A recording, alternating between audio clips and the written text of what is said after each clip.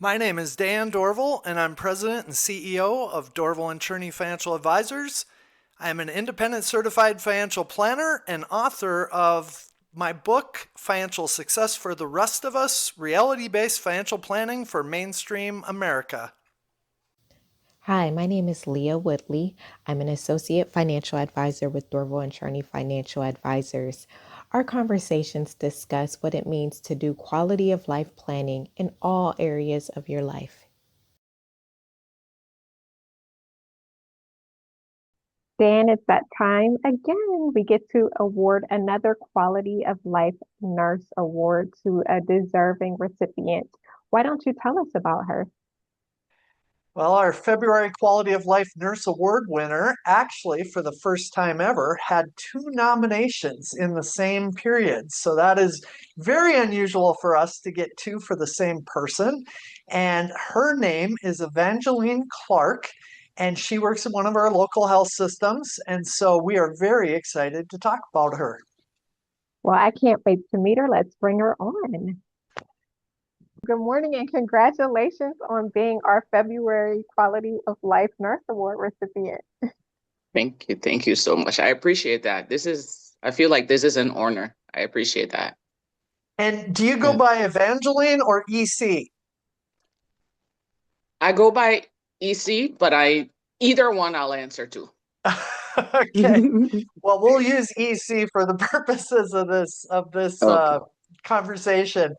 Okay. But congratulations, you are the first person that we have ever awarded this that received two nominations at the same time from two different people. So That is wonderful.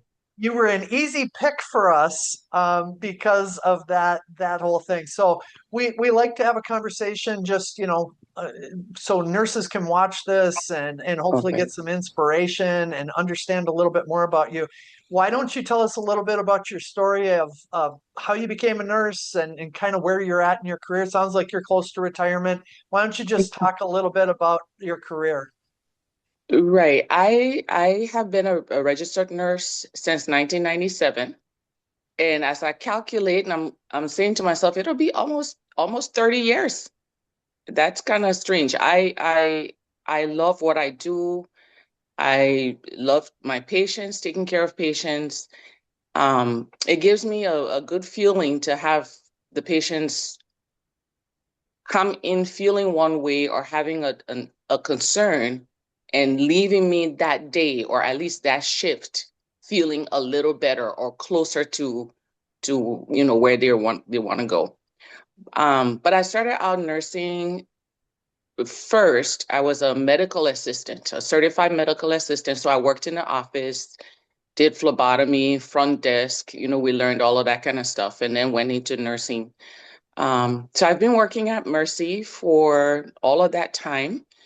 I got, a couple of rug rats, and because of the work life and working day shift and evening shift and having to deal with my children, my two daughters, I had to voluntarily take a demotion back to the medical assistant role in order to make, daycare and that kind of stuff work.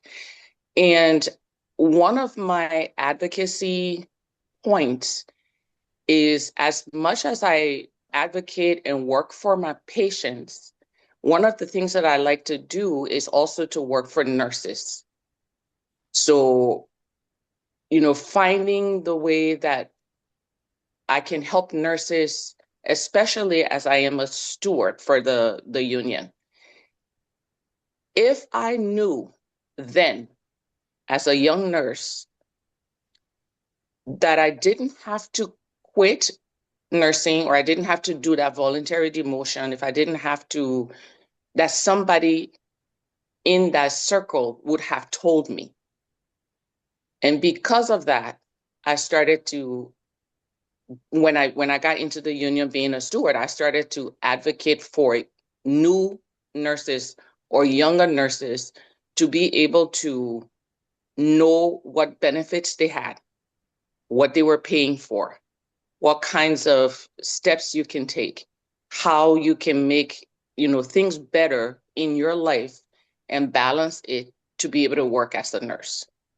I don't know if that kind of falls in. Uh, Um, we so we love that whole process because the whole point of this Quality of Life Nurse Award is to honor nurses that have improved quality of life for, in many cases it's their patients, but certainly it's also their peers. And a couple of your nominations mentioned that you work very hard with peer support and apparently created some sort of peer support group. Why don't you yes, talk a little bit about that work?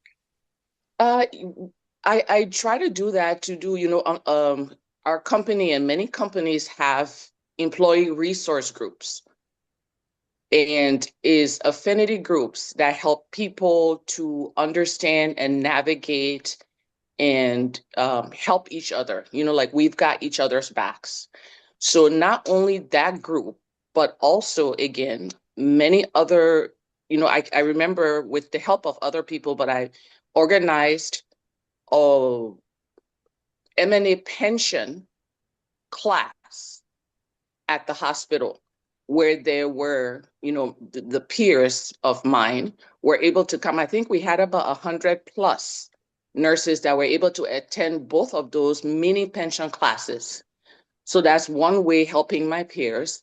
The other group is to have people of the same affinity to kind of get together and say, okay, maybe culturally something is different, but how have you addressed this? And how can you work on this? And what has worked for you?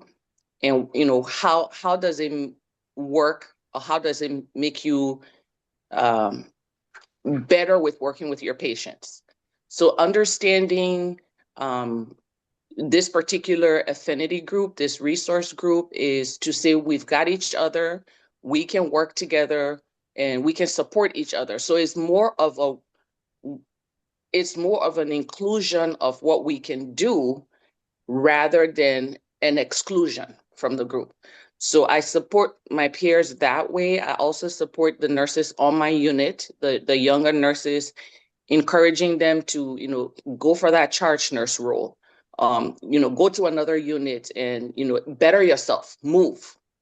So one of the groups that I do is the Nurses of African Heritage.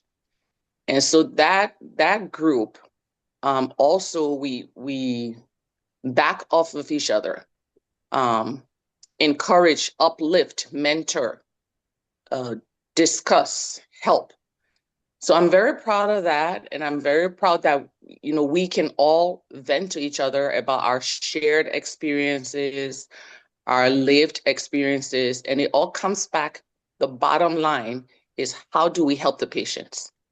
How can we how can we make a difference in the lives of the patients, safety, quality, and the like. So Yeah, so you talk about that and having a 30-year roughly career, and a lot of nurses talk about how much things have changed.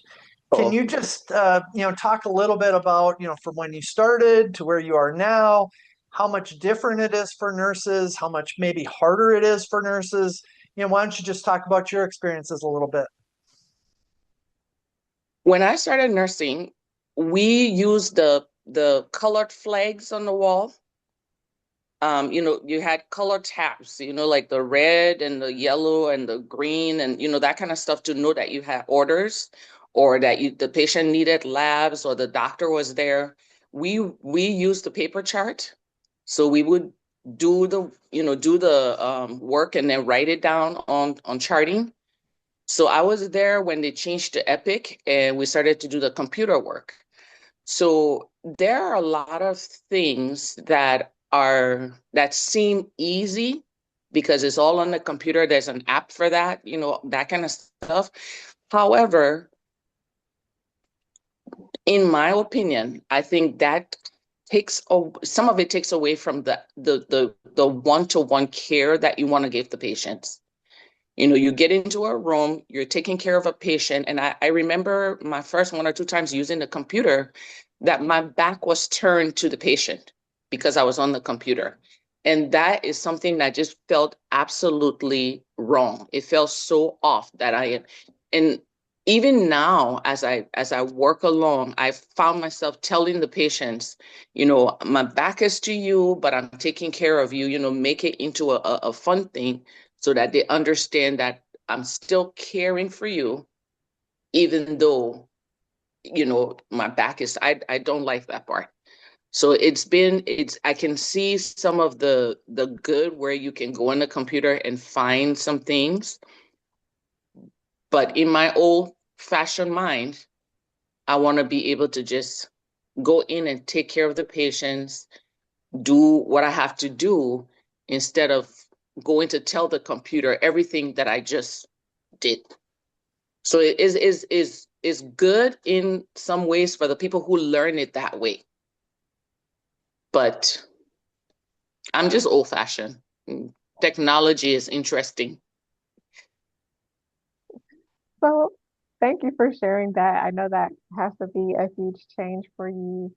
You Mhm. mentor a lot of people, and so we want to take a little bit of a mentoring moment right now. If you could tell any nurse what they can do if they do have that desire to improve the quality of life of others, whether it be their patients, their coworkers, or people in the community, what advice would you give to them?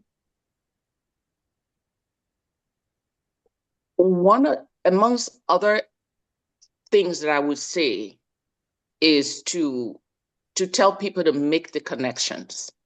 I think one of my you find a common ground, you find something in common with somebody, and and the fact that we are nurses, we're women, we are of the same ethnicity, that doesn't count in this advice because that is given.